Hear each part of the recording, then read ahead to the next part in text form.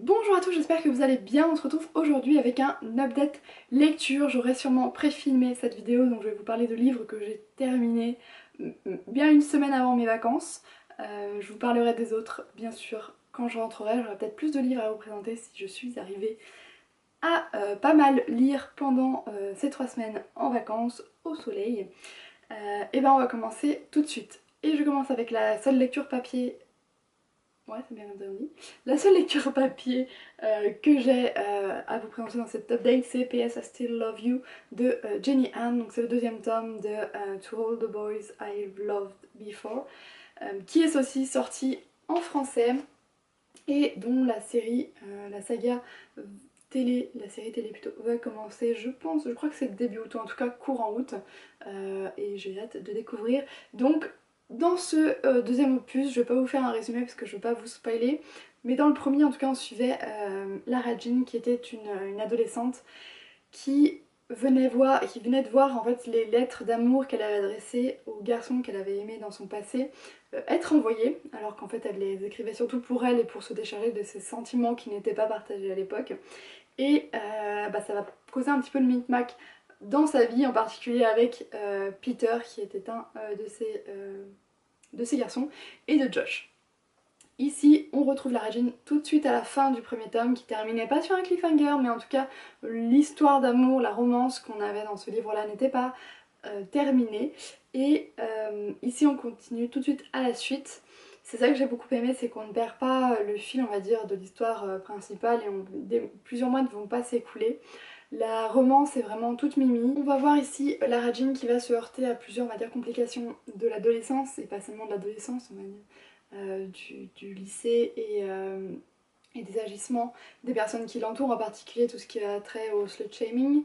Elle va vraiment en faire les frais dans ce livre-là et on se rend compte que c'est vraiment quelque chose qui peut être répandu et qui est vraiment très, très malsain, qui peut faire perdre pied à certaines personnes, heureusement pas totalement à la Jean, mais en tout cas ça va beaucoup l'affecter.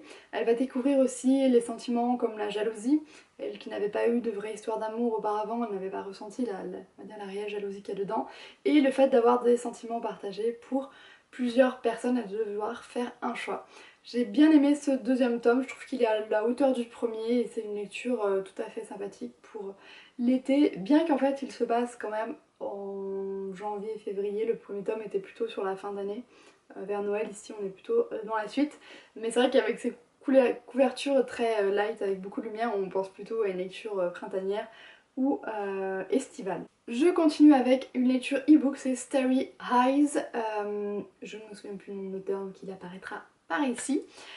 Ici c'est toujours du young adult, de la romance young adult contemporaine que j'ai découverte suite à une des chroniques qu'avait fait Géraldine du blog Miracle World. Et j'ai juste été plongée dans cette lecture totalement. J'ai beaucoup aimé. On va suivre Zori et Lennon. Zori qui est une jeune femme qui vit quelques complications familiales et un jour sa mère juste avant l'été vient de commencer, sa mère va lui proposer, va l'inciter un petit peu à partir en camping avec certaines personnes de sa classe pour partir un peu se ressourcer et profiter, s'amuser avec ses amis. Sauf qu'elle ne va pas savoir jusqu'au moment où elle va arriver là-bas que Lennon se trouve parmi ces personnes. Lennon qui est son ancien meilleur ami. Leur amitié s'était transformée justement un petit peu en romance, sauf jusqu'au jour où au bal annuel il n'est pas venu la chercher. Et depuis lors il y a une certaine tension entre les deux familles qui sont voisins, ils vivent l'un en face de l'autre. Et il y a une tension entre les deux familles, bien qu'ils ne soient pas au courant de la romance entre Lennon et Zori. Depuis lors, elle ne lui a quasiment jamais parlé, elle ne comprend pas pourquoi il l'a laissé tomber comme ça.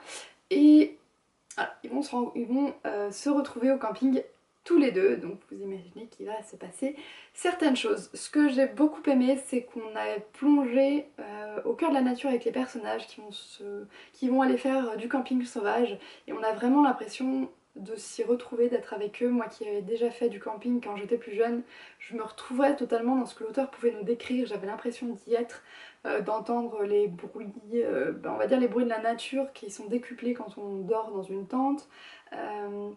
d'être dehors à la belle étoile, de rentrer, d'être allé manger quelque part et de rentrer à pied entre les tentes en chuchotant pour retourner aller se coucher, etc. Voilà, c'est vraiment tous des sentiments que j'ai retrouvés dans ce livre-là et que j'ai beaucoup aimé. On va se sentir coupé du monde comme Zori et Lennon, et je trouve que leur romance est toute mimi, toute...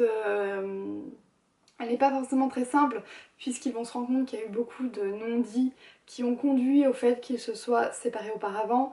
Leur histoire va pas être très simple, mais on va les voir se rapprocher.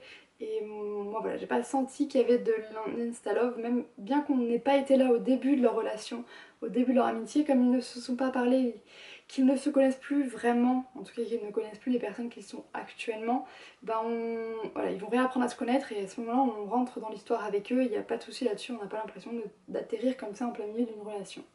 Ce que j'ai aimé aussi, ça va être la dualité qu'on va avoir dans le roman où au début on est vraiment plongé dans la nature avec les personnages et jusqu'au moment où la bulle va exploser, qu'ils vont revenir à la civilisation et qu'ils vont devoir savoir et voilà, mettre à l'épreuve leur amour qui avait vécu dans cette bulle complètement coupée du monde et qui peut faire que y a des choses qui peuvent éclore quand on est quand on est à peu, quand on est vraiment coupé de son quotidien et qui ne survivent pas toujours après. Donc c'est vraiment une lecture que je vous recommande pour cet été, c'est dépaysant et ça fait du bien. Et je termine cette fois-ci avec un livre audio, donc j'aurais fait les 3 types de livres je pense dans cette vidéo, et c'est I've Got Your Number de Sophie Kinsella. C'est suite aux avis que pouvait donner, je me souviens plus du nom de la youtubeuse, mais sa chaîne c'est Bookables.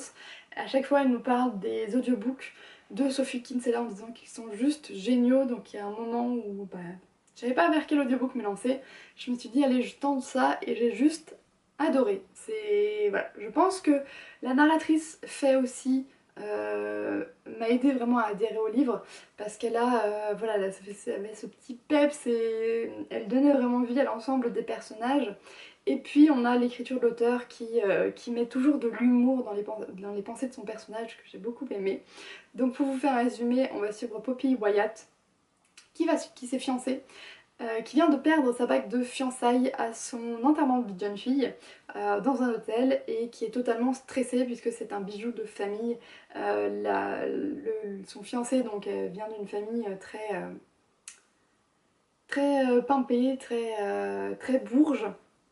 Elle est très riche aussi et du coup elle se voit pas du tout revoir ses beaux-parents le soir même et leur dire qu'elle a perdu la bague, donc ça devient un énorme problème pour elle. Elle en fait des montagnes et en plus elle va se faire voler son téléphone, le dernier truc qui pourrait lui arriver alors que c'était le seul moyen pour l'hôtel de la contacter. Heureusement elle est toujours à l'hôtel, elle va trouver un téléphone dans une des poubelles et elle va se l'approprier et donner ce numéro aux différentes personnes de l'hôtel pour qu'ils puissent la recontacter quand, parce qu'elle est sûre qu'ils vont la retrouver quand ils auront trouvé sa bague.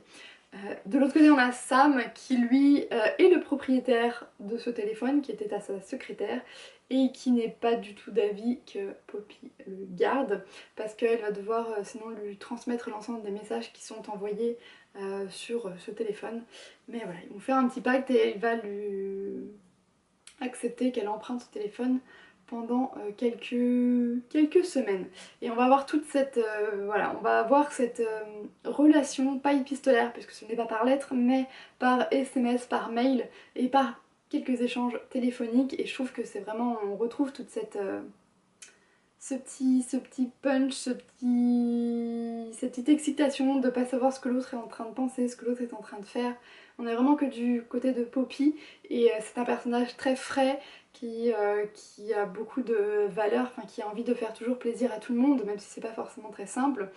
Et Sam de l'autre côté qui est un personnage très froid, qui paraît très froid, mais on va se rendre compte au fur et à mesure que voilà, le paraître n'est pas forcément l'être, c'est pas forcément ce qu'il est réellement et que y a certaines choses que Poppy va peut-être mal interpréter. Elle va vraiment mettre le pied dans le plat parfois et ça va donner des lieux à des scènes assez rigolotes et j'ai juste adoré et franchement si voilà, vous pouvez écouter le livre audio en VO, faites-le parce que je pense que ça amène encore plus à ce livre qui est déjà très bien. Voilà, c'en est tout pour cette update lecture. N'hésitez pas à me dire si vous avez déjà lu certains de ces livres, ce que vous en avez pensé. Je serais ravie d'en discuter avec vous en commentaire. Sur ce, je vais vous souhaiter de très bonnes lectures, une très bonne journée et à très bientôt.